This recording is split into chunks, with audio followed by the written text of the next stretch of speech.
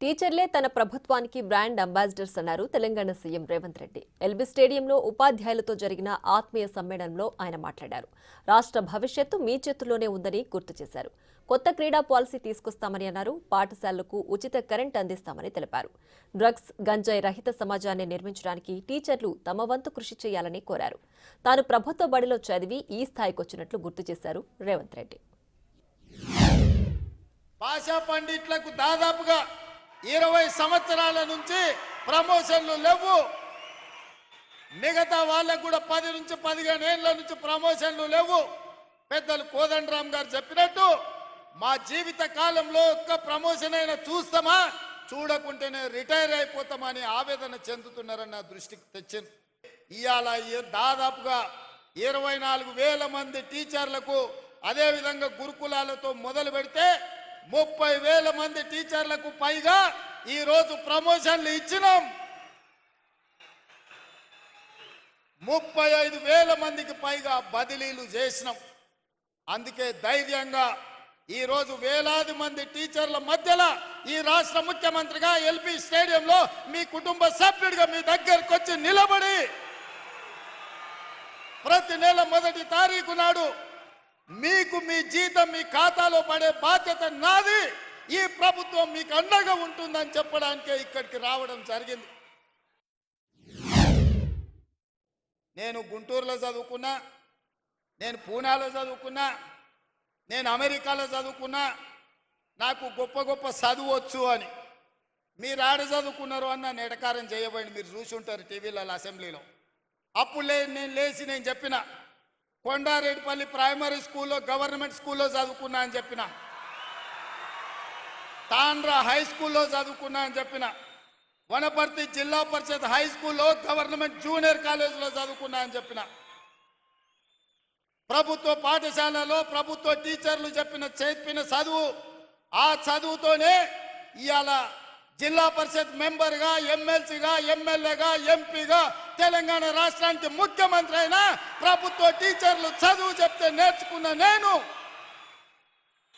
ఎవరికి తల వంచకుండా ఆత్మగౌరవంతో నిటారుగా నిలబడి ఇవాళ తెలంగాణ రాష్ట్రానికి ముఖ్యమంత్రి అయి ఏ టీచర్లు, ఏ ప్రభుత్వ పాఠశాలలో పనిచేసే టీచర్లు మాకు చదువు చెప్తే మేము ఇంత ఎత్తు ఎదిగినామో ఇవాళ టీచర్లను కలవడానికి ఆత్మీయ సమ్మేళనం ఏర్పాటు చేసిన అని చెప్పి ఆ సన్నాసికి చెప్పదలుచుకున్నా. చాలా మంది టీచర్లు తమకు వచ్చిన జీతంలో కొంత పక్కకు తీసిపెట్టి పాఠశాలలో ఊడవడానికో తూడవడానికో పారిశుద్ధ్య పనులు టీచర్లు వాళ్ళ జీతాల నుంచి నిధులు కేటాయించి చేస్తున్నారు. మీరు కష్టపడ్డ సొమ్ము మీ ఇంటికి తీసుకుపోయే విధంగా రూపాయి కూడా మీరు ఖర్చు పెట్టాల్సిన అవసరం లేకుండా ఇవాళ సెల్ఫ్ హెల్ప్ గ్రూపులకే ప్రతి పాఠశాలలో పారిశుద్ధ్య పనులు చేయడానికి వాళ్ళ ఖాతాలో డబ్బులు వేయాలి, రూపాయి భారం మీ మీద పడొద్దని ఇవాళ నిర్ణయం తీసుకున్నాం. అదేవిధంగా వ్యవసాయానికి ఉచిత కరెంట్, ఇండ్లల్లో ఉచిత కరెంట్, ఇన్ని ఉచిత కరెంట్లు ఇచ్చినప్పుడు పాఠశాలల్లో కంప్యూటర్లు ఉండాలన్నా, లేకపోతే సాంకేతిక నైపుణ్యం పెరిగిన ఈ సందర్భంలో మీరు అక్కడ వాళ్ళకి విద్య చెప్పాలి అని అంటే విద్యుత్ ఉండాలి. మీ విద్యాశాఖ మీ విద్యుత్ బిల్లులు చెల్లించరు.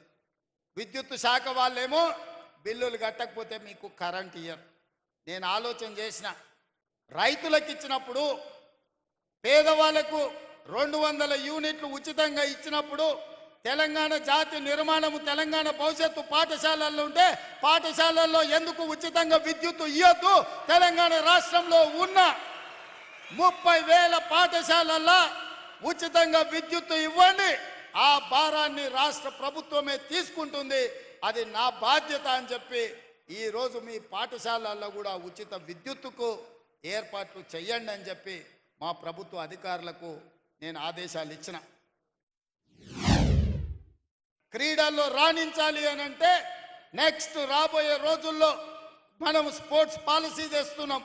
ఏ మెడల్ సాధిస్తే ఎంత నగదు బహుమతి ఇవ్వాలి, ఏ స్థాయి ప్రభుత్వం ఉద్యోగం ఇవ్వాలనేది కూడా ఒక పాలసీ తెస్తున్నాం. గత ప్రభుత్వం నచ్చితే నజరానా, నచ్చకపోతే జుర్మానా విధానం ఉండే. ఇప్పటి నుంచి అట్లా కాకుండా ఏ మెడల్ సాధిస్తే వాళ్లకు ఎక్కడ ఉద్యోగాలలో రిజర్వేషన్ ఇవ్వాలి, వాళ్ళకు విద్యలో రిజర్వేషన్లు ఇవ్వాలి. ఒక కంప్లీట్ స్పోర్ట్స్ పాలసీని తీసుకొస్తున్నాం. కొత్త స్టేడియంలో నిర్మించాలని, పీపీపీ మోడల్లో స్పోర్ట్స్ను ప్రోత్సహించాలని ఇవాళ మన ప్రభుత్వం నిర్ణయం తీసుకున్నది. 7th క్లాస్ పైబడ్డ పిల్లలు కూడా గంజాయి తాగుతున్నారు. ఇది ఆందోళనకరమైన పరిస్థితి.